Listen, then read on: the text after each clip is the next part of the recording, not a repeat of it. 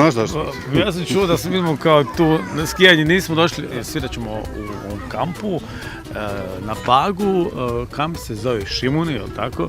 Da. I sad smo došli malo vidjeti, prije toga smo nam ponudili takozvane kratki tečaj iz podvodnih aktivnosti, da, i Podvodnih sporta, takozvani Discovery, do 5 metara.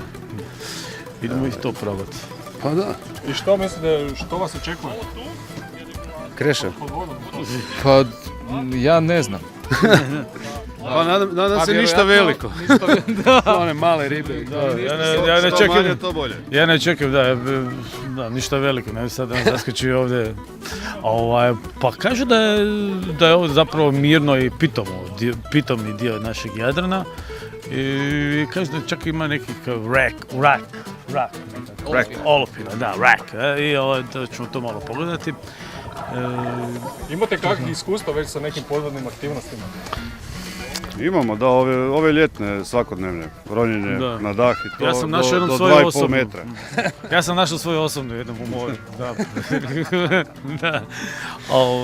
Nisam neće baš ronio, ali suba je. Ja sam sve zaboravio, tako da, kao da i nisam nikad ronio. Ali u principu, sjećam se da je onako baš dobar osjećaj. Dobar, u stvari jedno veliko iznenađenje kad skužiš da možeš biti dugo pod vodom, a ne moraš van.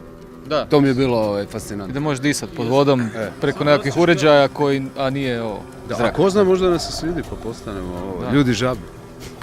Šta ja znam? Možda napravimo koncert nekakav ispod mora, još nismo sigurni, ali nadamo se da će nam se ovo dopust sve sigurno.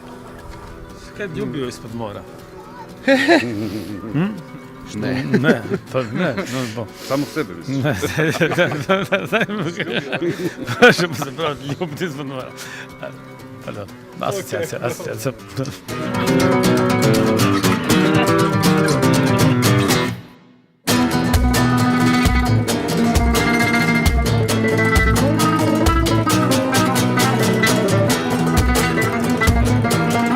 Čovjek prezervativ je spreman za more. Ovo je mali uran za čovjeka, ali veliki za čovječanstvo.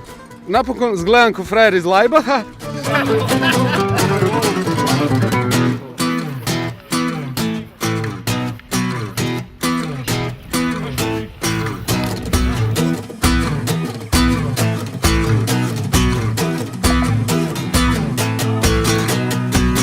Prošle godine je bilo dobro, ali ove godine će biti još bolje. Svi nam dođite od 23. do 25.5. u kampu Šimuni, prava ronilačka avantura. Šimuni Dragrux igre.